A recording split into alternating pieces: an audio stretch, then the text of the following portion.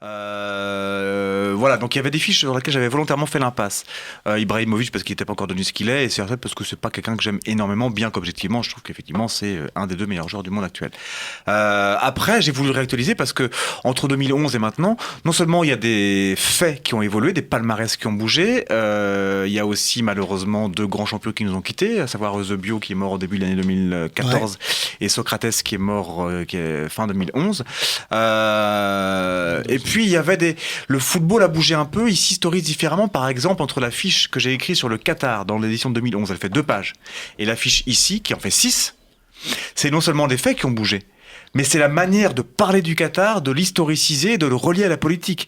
En 2011, on était au tout début de l'arrivée du Qatar en France, ils avaient à peine racheté le PSG, beIN Sport n'était pas encore né, ils venaient à peine de se voir attribuer la Coupe du Monde, il n'y avait pas encore d'ouvriers morts sur les chantiers, on se posait pas du tout encore la question de savoir si la Coupe du Monde allait avoir lieu ou pas, parce que là, aujourd'hui, on ne le sait toujours pas, en fait, même si officiellement, elle aura lieu au Qatar, mais on ne sait même pas quand. Été 2012, hiver 2012-2013, hiver 2013-2014, hiver 2011-2012, hiver 2012-2013, on ne le sait pas, 2022-2023, pardon, je me mélange dans les dates, voyez, donc voilà, bref, on a compris, hiver ou été, pardon.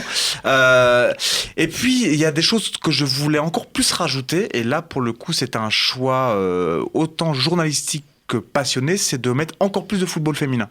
D'accord. D'une part parce que je le suis encore plus depuis la parution de mon livre, d'autre part parce que mon livre est paru juste avant la Coupe du Monde féminine 2011, où à la surprise générale, la France est arrivée en demi-finale.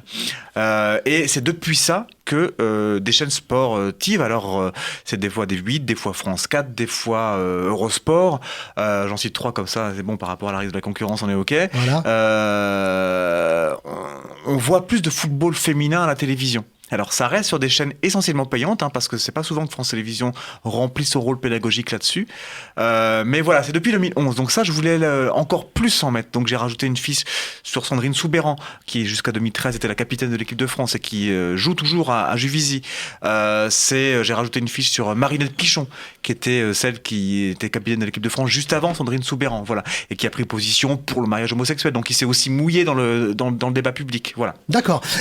Moi, tu sais, voilà tout ce qu'il y a en plus. La chose que j'ai beaucoup aimé dans ton livre, c'est la façon dont il se consomme finalement, parce que c'est un livre qui finalement qui se lit pas, mais qui se consomme et qui se grignote un petit peu. Moi, j'aime bien les grignotages, j'aime bien. C'est parti du dictionnaire, quoi. Voilà, on lit pas de la page 1 à la page voilà. 500 et quelques, parce qu'il y a quand même 500 et quelques pages à mon livre, mais on se fait le voyage qu'on veut. On peut choisir. Alors le premier mot c'est Ajax pour Ajax Amsterdam. Alors de là, on peut partir sur Oranier, Football Total, Cruyff, Barcelone. Voilà, parce qu'il y a des renvois à chaque fois. Voilà, il y a des renvois de bas de page à chaque fois. On se fait vraiment l'histoire qu'on veut.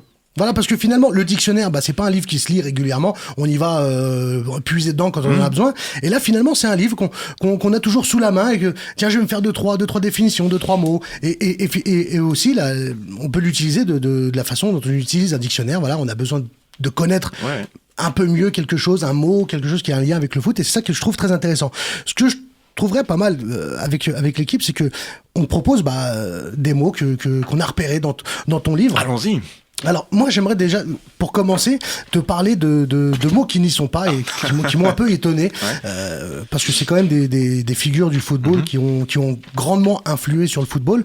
C'est notamment, on trouve pas Bernard Tapie, on trouve pas Berlusconi dedans. Alors il y a effectivement des noms qu'on ne trouve pas. Par exemple Gengini, on ne trouve pas comme joueur. Giresse, on ne le trouve pas.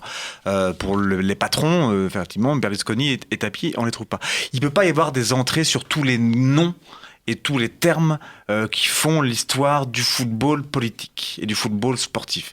Mais de ces gens-là, il est question à plusieurs reprises. Dans Foot Business, aussi bien qu'à OM, il y a Tapie. Dans Foot Business, il y a Berlusconi. Dans Séville 82, dans Bleu, dans Jacquet et dans bien sûr Michel Hidalgo, il y a Giresse, Gengini, voilà.